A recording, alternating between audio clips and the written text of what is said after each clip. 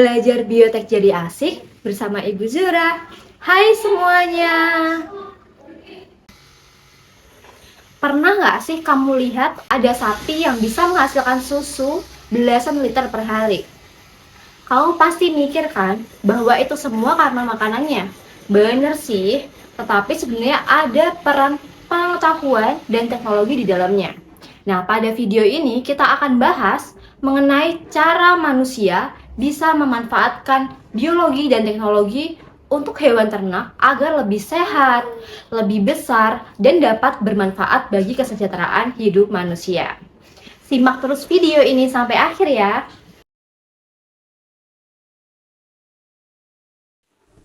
Bioteknologi peternakan adalah bioteknologi yang menggunakan agen hayati hewan dalam proses produksi untuk menghasilkan barang dan jasa yang diharapkan. Bioteknologi peternakan untuk meningkatkan produksi ternak antara lain: 1. Teknologi produksi yang terdiri dari inseminasi buatan, transfer embrio, cloning, dan lain-lain. Yang kedua, rekayasa genetika terdiri dari transgenik, identifikasi gen, dan lain-lain. Di sini, pada gambar 1 terlihat ada contoh sapi biasa dan sapi transgenik. Bisa dilihat perbedaannya dari fisiknya. Namun pada video ini kita akan membahas dua saja terkait dengan cloning dan transgenik. Teknologi cloning adalah teknologi untuk menghasilkan individu duplikasi atau mirip dengan induknya. Dalam teknik ini, nukleus dari sel somatik hewan diisolasi dan disuntikkan ke dalam sel telur yang dibuahi. Ketika embrio berkembang, akan mengandung bahan genetik dari sel somatik sehingga akan memiliki ciri dan kesamaan secara genetik dengan organisme dari mana nukleus somatik diambil. Nah, berikut ini ada beberapa contoh hasil hewan cloning oleh manusia. Ada kucing garlic, ada domba Dolly, dan kuda Prometheus. Tahapan cloning domba Dolly. Tahap yang pertama, diambil beberapa sel tubuh dari domba A, di mana sel tubuh domba A diambil inti selnya saja. Tahap kedua, diambil sel telur dari domba B, di mana sel telur domba B ini dikeluarkan inti selnya sehingga tersisa badan sel telurnya. Tahap yang ketiga, inti sel domba A disuntikkan ke dalam sel telur domba B menggunakan sengatan listrik. Selanjutnya tahap keempat, sel tersebut akan berkembang menjadi embrio dan diimplantasikan atau ditanam di rahim domba lain. Di sini adalah domba C. Tahap yang terakhir atau kelima, lahirlah domba Dolly yang mirip dan identik dengan domba A karena domba A di sini sebagai pendonor inti sel.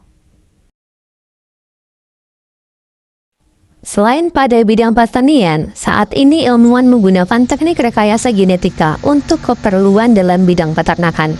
Misalnya, dalam peningkatan produksi susu. Peningkatan produksi susu dilakukan dengan cara memproduksi hormon bovine somatotropin atau BST yang disuntikkan pada sapi perah, atau dengan cara membuat sapi perah transgenik yang mampu memproduksi hormon BST lebih banyak. Dengan cara ini, produksi susu dapat meningkat sekitar 20%. Selain peningkatan produksi susu, susu yang dihasilkan juga dapat direkayasa, sehingga lebih kaya akan protein dan rendah lemak. Selain untuk meningkatkan produksi susu, rekayasa genetika juga dapat dilakukan pada hewan ternak agar rentan terhadap penyakit. Misalnya, ada pengembangan sapi transgenik yang tahan terhadap penyakit mastitis yang merupakan penyakit pembengkakan pada kelenjar susu akibat infeksi bakteri Staphylococcus aureus.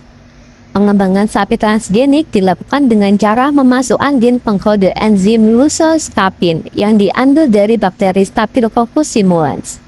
Melalui rekayasa genetika juga dapat dikembangkan pula sapi yang mampu menghasilkan daging yang berkualitas dan mampu tumbuh dengan cepat. Nah, itu tadi penjelasan tentang bioteknologi peternakan. Sekarang kamu jadi lebih tahu kan bahwa hewan ternak itu bisa tumbuh lebih sehat, lebih cepat, lebih produktif sambil dijaga kesejahteraannya. Jangan lupa, kalau kamu punya pertanyaan lebih lanjut tentang bioteknologi peternakan, bisa langsung tanya aja bersama Ibu Zura. Sampai jumpa di video selanjutnya.